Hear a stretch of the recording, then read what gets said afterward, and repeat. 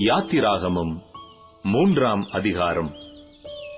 மோசே மீதியான் தேசத்து ஆசாரியனாயிருந்த தன் மாமனாகிய எத்திரோவின் ஆடுகளை மேய்த்து வந்தான். அவன் ஆடுகளை வனாந்தரத்தின் பின்புறத்திலே ஓட்டி தேவ பர்வதமாகிய ஓரேப் மட்டும் வந்தான். அங்கே கர்த்தருடைய தூதனானவர் ஒரு முட்செடியின் நடுவிலிருந்து உண்டான அக்கினி ஜுவாலையிலே நின்று அவனுக்கு தரிசனமானார். அப்பொழுது அவன் உற்று பார்த்தான். முட்செடி அக்கினியால் ஜுவாலித்து எரிந்தும் அது வெந்து போகாமல் இருந்தது. அப்பொழுது மோசே, இந்த முட்செடி வெந்து போகாதிருக்கிறது என்ன? நான் கிட்ட போய் இந்த அற்புத காட்சியை பார்ப்பேன் என்றான். அவன் பார்க்கும்படி கிட்ட வருகிறதை கர்த்தர் கண்டார். முட்செடியின் நடுவிலிருந்த தேவன் அவனை நோக்கி, மோசே, மோசே என்று கூப்பிட்டார். அவன், இதோ அடியேன் என்றான். அப்பொழுது அவர், இங்கே கிட்டிச் சேராயாக, உன் கால்களில் இருக்கிற பாதரட்சையை கழற்றி போடு, நீ நிற்கிற இடம் பரிசுத்த பூமி என்றார். பின்னும் அவர், நான் ஆபிரகாமின் தேவனும் ஈசாக்கின் தேவனும் யாக்கோபின் தேவனுமாகிய உன் பிதாக்களுடைய தேவனாயிருக்கிறேன் என்றார். மோசே தேவனை நோக்கி பார்க்க பயந்ததினால் தன் முகத்தை மூடிக்கொண்டான்.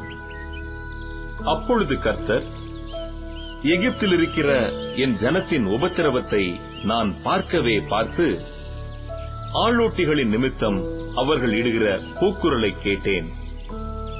அவர்கள் படுகிற வேதனைகளையும் அறிந்திருக்கிறேன். அவர்களை எகிப்தியரின் கைக்கு விடுதலையாக்கவும் அவர்களை அந்த தேசத்திலிருந்து நீக்கி கானானியரும் ஏத்தியரும் எமோரியரும் பெரிசியரும் ஏவியரும் எபூசியரும் இருக்கிற இடமாகிய பாலும் தேனும் ஓடுகிற நலமும் விசாலமுமான தேசத்தில் கொண்டு போய் சேர்க்கவும் இறங்கினேன். இப்பொழுதும் இஸ்ரவேல் புத்திரரின் கூக்குரல் என் சந்நிதியில் வந்து எட்டினது. எகிப்தியர் அவர்களை ஒடுக்குகிற ஒடுக்குதலையும் கண்டேன். நீ இஸ்ரவேல் புத்திரராகிய என் ஜனத்தை எகிப்திலிருந்து அழைத்து வரும்படி உன்னை பார்வோனிடத்துக்கு அனுப்புவேன், வா என்றார்.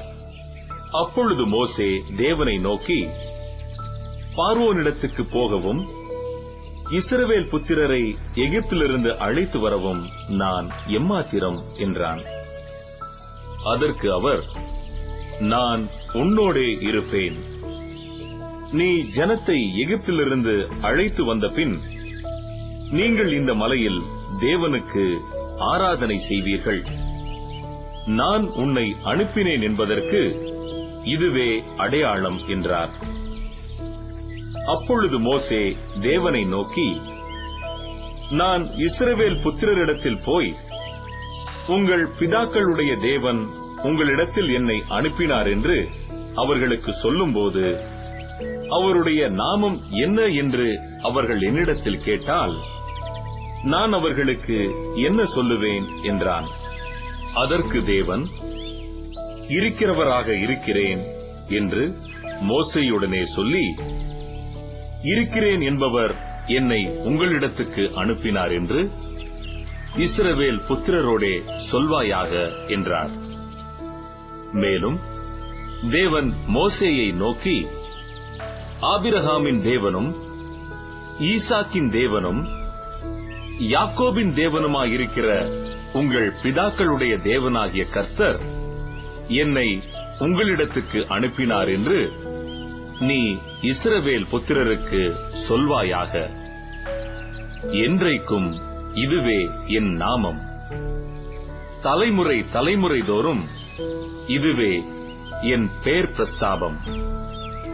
நீ போய் இஸ்ரவேலின் மூப்பரை கூட்டி அவர்களிடத்தில், ஆபிரகாம், ஈசாக்கு, யாக்கோபு என்பவர்களுடைய தேவனாயிருக்கிற உங்கள் பிதாக்களுடைய தேவனாகிய கர்த்தர் எனக்கு தரிசனமாகி உங்களை நிச்சயமாய் சந்தித்து எகிப்தில் உங்களுக்கு செய்யப்பட்டதை கண்டேன் என்றும், நான் உங்களை எகிப்தின் சிறுமையிலிருந்து நீக்கி பாலும் தேனும் மூடுகிற தேசமாகிய கானானியர், ஏத்தியர், எமோரியர், பெரிசியர், ஏவியர், எபூசியருடைய தேசத்துக்கு கொண்டு போவேன் என்றும் சொன்னேன் என்றார் என்று சொல்லு.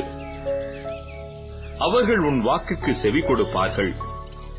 அப்பொழுது நீயும் இஸ்ரவேலின் மூப்பரும் எகிப்தின் ராஜாவினிடத்தில் போய், எபிரேயருடைய தேவனாகிய கர்த்தர் எங்களை சந்தித்தார். இப்பொழுதும் நாங்கள் வனாந்தரத்தில் 3 நாள் பிரயாணம் போய் எங்கள் தேவனாகிய கர்த்தருக்கு பலியிடும்படி எங்களை போக விட வேண்டும் என்று சொல்லுங்கள். ஆனாலும் எகிப்தின் ராஜா கைவல்லமை கண்டால் ஒழிய உங்களை போக விடான் என்று நான் அறிவேன். ஆகையால் நான் என் கையை நீட்டி எகிப்தின் நடுவிலே நான் செய்யும் சகலவித அற்புதங்களாலும் அதை வாதிப்பேன். அதற்கு பின் அவன் உங்களை போக விடுவான். அப்பொழுது இந்த ஜனங்களுக்கு எகிப்தியரின் கண்களில் தயவு கிடைக்க பண்ணுவேன். நீங்கள் போகும்போது வெறுமையாய் போவதில்லை. ஒவ்வொரு ஸ்திரீயும் தன் தன் அயலகத்தாளிடத்திலும் தன் தன் வீட்டில் தங்குகிறவளிடத்திலும் வெள்ளியுடைமைகளையும் பொன்னுடைமைகளையும் வஸ்திரங்களையும் கேட்டு வாங்குவாள். அவைகளை உங்கள் குமாரருக்கும் உங்கள் குமாரத்திகளுக்கும் தரிப்பித்து எகிப்தியரை கொள்ளையிடுவீர்கள் என்றார்.